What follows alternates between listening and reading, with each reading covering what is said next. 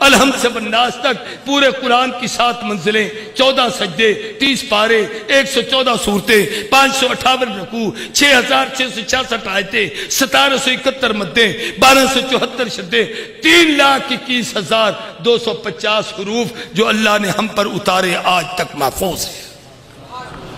دوسری نعمت جو قیامت تک رہے گی اور وہ حضور کی نبوت کا معجزہ ہے، وہ ہے علم حدیث۔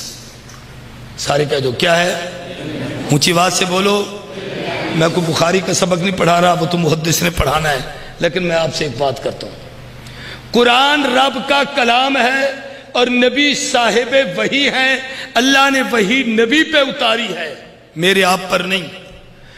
وحی کو وحی والا ہی سمجھا سکتا ہے، وحی کو وہم والا نہیں سمجھا سکتا۔ اس لیے قرآن سمجھنے کے لیے نبی کی حدیث کو سمجھنا ضروری ہے۔ حدیث جیسے قرآن باقی رہے گا، حدیث بھی باقی رہے گی۔ بلکہ ایک بات کہتا ہوں، قرآن کی بقا کا ضامن تو رب ہے، سبب حدیث ہے۔ ضامن کون ہے؟ اللہ۔ اور سبب کون ہے؟ حدیث۔ کیوں؟ کہ حضور نے کہا نا یہ اللہ کا قرآن ہے، ہم پر تو نہیں اترا کہ یہ اللہ کا قرآن ہے۔ تو قرآن محفوظ ہے نبی کے فرمان کی وجہ سے۔ اس لیے قرآن میں اقیم الصلاۃ ہے تو پوری کتاب الصلاۃ اس کی تشریح ہے، قرآن میں آت الزکات ہے تو پوری کتاب الزکات اس کی تشریح ہے، قرآن میں اتم الصیام ہے تو پوری کتاب الصوم اس کی تشریح ہے، قرآن میں اتم الحج والعمرۃ للہ ہے تو پوری کتاب الحج اس کی تشریح ہے۔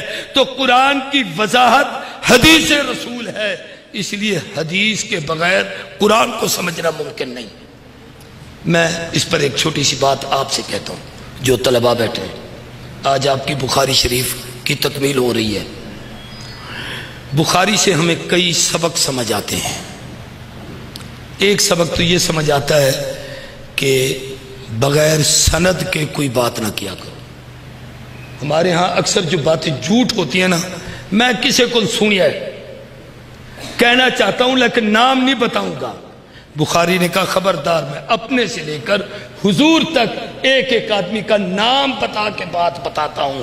اس لیے جھوٹے کے لیے اتنی کافی ہے کہ بغیر سند اور بغیر دلیل کے بات کرے۔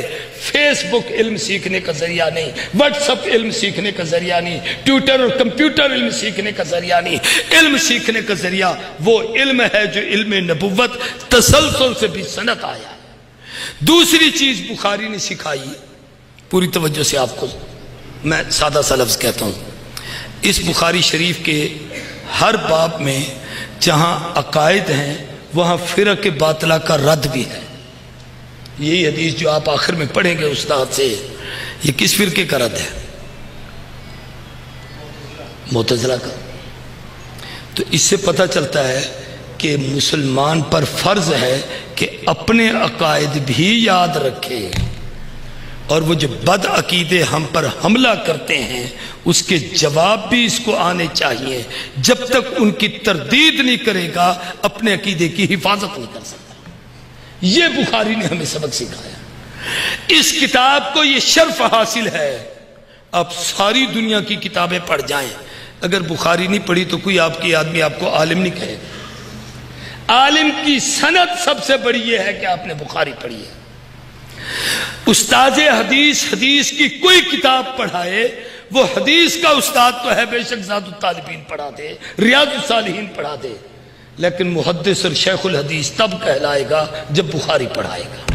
یہ اس کتاب کو یہ اعزاز حاصل ہے۔ تو قرآن قیامت تک رہے گا، سنت قیامت تک رہے گی۔ تیسری چیز جو قیامت تک رہے گی، توجہ سے سمجھنا، وہ علماء کا وجود ہے۔ آدم علیہ السلام سے اس وقت تک لاکھوں علماء، حضور کے زمانے سے، آدم علیہ السلام تو انبیاء کا دور، آقا کے بعد حضور نے علماء کو اس امت کا وارث کہا۔ لاکھوں ولی غوث کتب ابدال گزرے، بڑے بڑے علماء آئے، ہزاروں علماء کو تہہ تہہ کر دیا گیا، لیکن اس وقت سے آج تک ایک سیکنڈ کا وقفہ دنیا میں ایسا نہیں کہ عالم نہ ہو اور علم رہا۔ علم باقی ہے تو صرف کتاب کی وجہ سے نہیں، علم باقی ہے تو صرف تقریروں تحریروں کی وجہ سے نہیں، علماء کے وجود کی وجہ سے باقی ہے۔ اس پر میں ایک چھوٹی سی بات کہتا ہوں۔ ایک انور شاہ گیا، اس نے کتنے شاگرد تیار کیے۔ ایک بن نوری گیا، اس نے کتنے شاگرد تیار کیے۔ ایک ادریس قادروی گیا، اس نے کتنے شاگرد تیار کیے۔ ایک مفتی محمود گیا، اس نے کتنے شاگرد تیار کیے۔ ایک مفسر گیا، حسین علی گیا، اس نے کتنے شاگرد تیار کیے۔ ایک عبداللہ درخواستری گیا، 50,000 سے زیادہ وہ علماء کی تعداد ان کے مدرسے میں لکھی ہوئی ہے جنہوں نے حضرت درخواستری سے تفسیر کا علم پڑھا۔ میں سمجھانا یہ چاہتا ہوں، یہ علماء قیامت تک رہیں گے۔ ایک حضور کی نبوت کا معجزہ یہ مسجد اور مدرسے کا وجود ہے۔ جب تک مساجد اور مدارس ہیں، علم نبوت رہے گا۔ نہ دنیا کی کوئی طاقت مدرسے کو ختم کر سکتی ہے، نہ مسجد کو ختم کر سکتی ہے۔ مٹانے والوں نے مٹانا چاہا، مٹ گئے۔ وہ وقت بھی آیا کہ قرآن کے نسخے دریا برد کیے گئے۔ وہ وقت بھی آیا کہ کتابوں کو اکٹھا کر کے آگ لگا دی گئی۔ وہ وقت بھی آیا کہ مسجدوں کے سپیکر اتار دیے گئے۔ وہ وقت بھی آیا کہ پابندیاں لگا دی گئیں۔ یہ بچہ کیوں پڑھتا ہے، کہاں سے آیا ہے، کس کا ہے، یہ سب دور گئے۔ لیکن مسجد اور مدرسے کا مولوی جیسے تھا ویسے ہے، جیسے رہتا تھا اس سے بہتر رہتا ہے، جیسے پہلے نظام تھا ان کا نظام اس سے بہتر ہے۔ اور جن کے پاس یہ نہیں، وہ چیختے اور چلاتے ہیں ہمارے ساتھ کیا ہو گیا، ہمیں کیوں بھگایا گیا، ہمیں کیوں نکالا گیا۔ یہ مکافات عمل ہوتی ہے، جو آدمی جیسا کرتا ہے اس کو ویسا ملتا ہے۔